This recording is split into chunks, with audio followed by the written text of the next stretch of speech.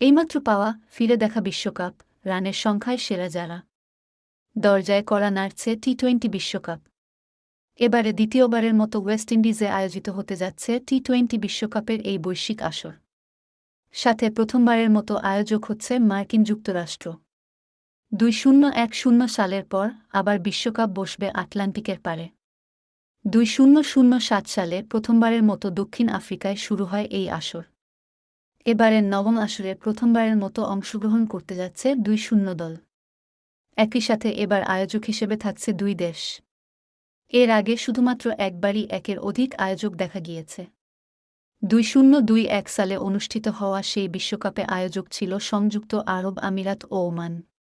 যদিও সেই বিশ্বকাপটির আয়োজক হিসেবে থাকার কথা ছিল ভারতের। ক্রিকেটের সীমিত ওভারের এই সংস্করণ মানেই রানের ফোয়ারা। 20 ওভারের এই ম্যাচে রানের উৎসবই বড় কথা। বিগত 8 আসরে কেবল দুবার ম্যান অব দ্য সিরিজের পুরস্কার গিয়েছে অলরাউন্ডার কিংবা বোলারের কাছে। বাকি সবটা সময় ব্যাটাররাই পেয়েছেন ম্যান অব দ্য সিরিজের পুরস্কার। বিগত 8 আসরের সর্বোচ্চ রান সংগ্রাহকের তালিকা দেখে নেওয়া যাক এক নজরে। Matthew Hayden, Australia.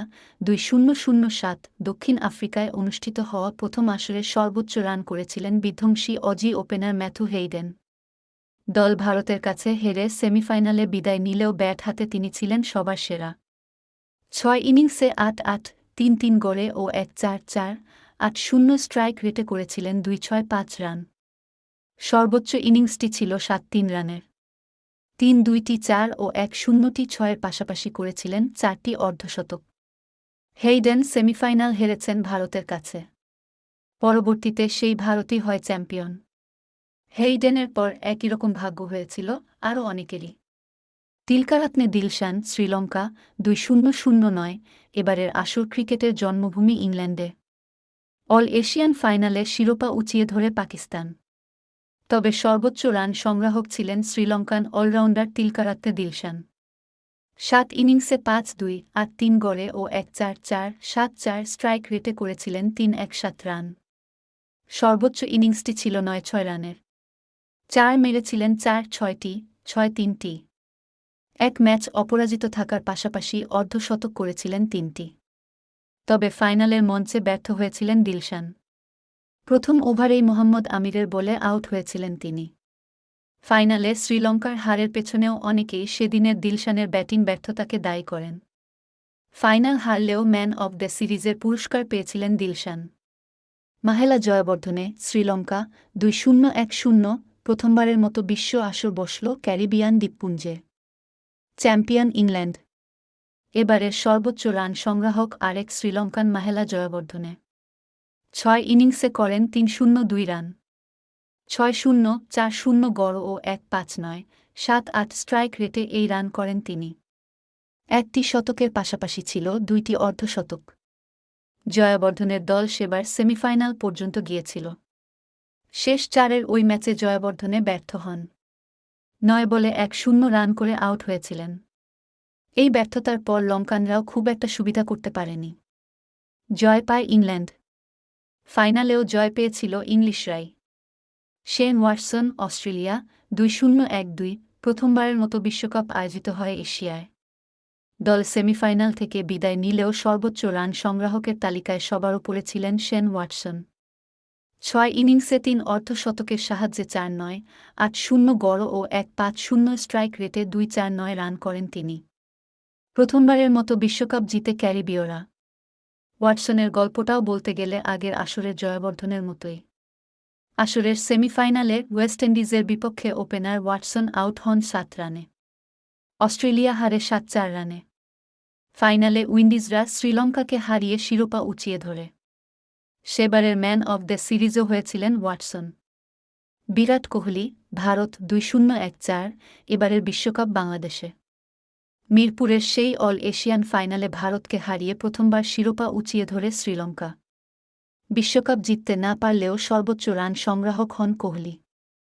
6 ইনিংসে 1-0-6, 3-3 গড়ে 3-1-9 রান করেন তিনি, যা এখন পর্যন্ত এক আসরে করা কোনো ব্যাটসম্যানের সর্বোচ্চ রান। 1-2-9, 1-4 স্ট্রাইক রেটে 4 অর্ধশতকের সাহায্যে এই রান করেন তিনি। সর্বোচ্চ ইনিংস ছিল 7-7 রানের। ভারতে আয়োজিত এই বিশ্বকাপে প্রথমবারের মতো সর্বোচ্চ রান সংগ্রাহক হন একজন বাংলাদেশি। তামিম ইকবাল ৬ ইনিংসে করেন ২৯৫ রান। দল যাচ্ছে তাই খেললেও ব্যাট হাতে ঠিকই উজ্জ্বল ছিলেন তিনি।